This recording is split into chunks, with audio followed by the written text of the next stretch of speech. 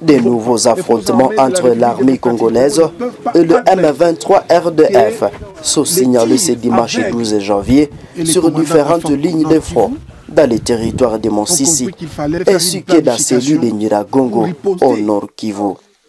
Des tirs d'artillerie ont été rapportés dès les premières heures. À Nyiragongo, ces affrontements sont localisés dans le parc national de Virunga. Je cite, « C'est depuis 6 heures du matin que nous avons attendu des coups de feu à partir de Kibaya, dans les groupements de Kibati et Roussayo. Les M23 a attaqué les positions des FARDC de le matin. En tout cas, le FARDC se défendu bien sur le terrain avec l'appui de jeunes patriotes, a éduqué Actualité possédée Thierry Gassissiro, acteur de la société civile de Nyiragongo. Dans le Massissi, les sources locales rapportent des affrontements dans plusieurs localités.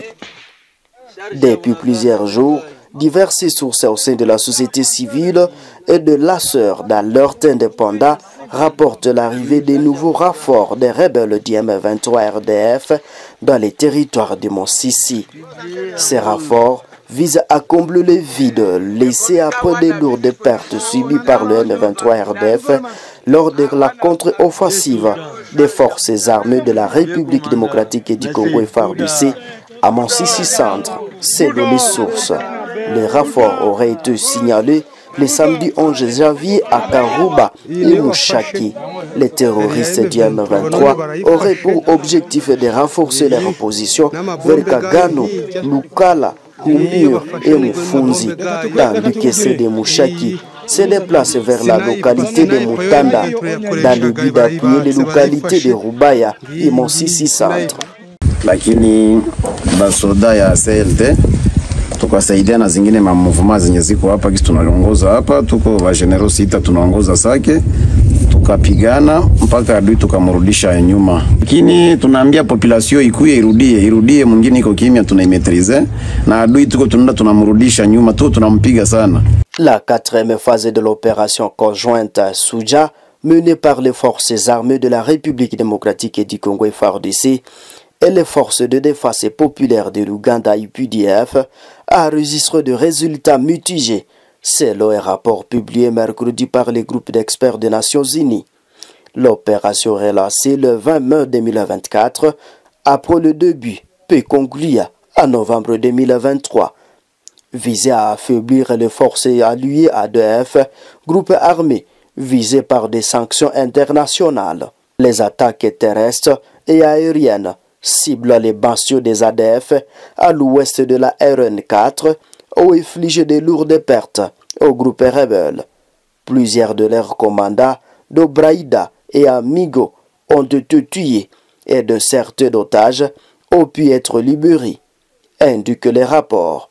Ces succès ont également détruit le cas stratégique, perturbé les chaînes d'approvisionnement des ADF et réduit considérablement leur capacité opérationnelle. Cependant, ces avancées militaires ont provoqué des tactiques de survie des groupes armés. Les ADF ont multiplié leur mobilité, regroupé leurs membres dans des méga-cas moins nombreux mais plus isolés et intensifié leur attaque contre le civil. Les rapports de l'ONU notent une augmentation des meurtres, enlèvements et pillages, ainsi que des agressions ciblées contre les personnels et infrastructures médicales. Ces actions ont accentué la pression sur la population civile des provinces de l'Ituri et du Nord Kivu.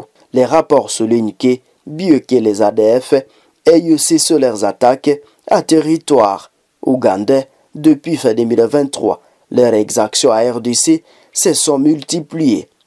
L'opération Souja, bien qu'efficace dans ses objectifs militaires, a contribué à déplacer les menaces vers les zones où les forces de sécurité de l'État sont peu présentes. Cette dynamique a élargi l'empreinte territoriale des ADF, suscita des préoccupations sur la sécurité des civils et l'efficacité globale de l'opération. Ces experts appellent à une meilleure coordination entre les FARDC et l'UPDF, ainsi qu'à une protection accrue des populations civiles dans les zones affectées par les conflits. La société civile locale a rapporté samedi 11 janvier que depuis 3 jours, les forces armées de la République démocratique et du Congo FARDC consolident leur position dans la quasi-totalité de la localité de Kitsumbiro, au Nord Kivu, qui est sous leur contrôle. Elle indique également que calme précaire règne dans cette agglomération, située à plus de 60 km au sud de Lubero au centre. Cependant, les activités socio-économiques reprennent timidement à Kitsumbiro, où l'armée rassure la protection de la population et c'est bien, précisa des sources locales. La société civile affirme cependant qu'une panique généralisée a été observée vendredi 10 janvier dans la localité de Alimbongo et Kasehe, au moment où les troupes de M23 abandonnaient leur position et se dirigeaient vers Kirumba, à une trentaine de kilomètres de Kitsumbiro. Des sources militaires dans la région confirment également cette information, mais ça donné de détails. Le groupe d'experts de l'ONU indique que l'opération Shuja a affaibli les forces démocratiques alliées ADF. Les attaques ciblées des forces de la coalition ont permis la destruction des bastions des ADF, décimer leurs troupes et hiérarchies et permis l'évasion de certains otages. Plusieurs commandants des ADF, dont Braïda et Amigo, ont été tués. D'après ces rapports, Braïda est mort le 14 août, mort confirmé, et au moins 8 anciens otages, dont des témoins oculaires. Il a été tué par des tirs de ses amis. Il avait quitté le groupe pour se rendre à reconnaissance sur leur position et avait donné l'instruction à son homme de tirer et de tuer quiconque s'approcherait d'eux. Lorsqu'il est revenu, ces hommes l'ont pris pour un combattant ennemi et Braïda est mort de ses blessures peu de temps après en présence de sa femme. Amigo, une figure de proue, l'un d'importants commandants des ADF qui tenait le cas de Mwalika, contribuait à planifier, diriger ou commander des attaques contre les civils. Âgé d'au moins 50 ans, il a été tué après Braïda. Il avait été victime d'une blessure mortelle causée par l'explosion d'une bombe des forces de la coalition lors d'une attaque.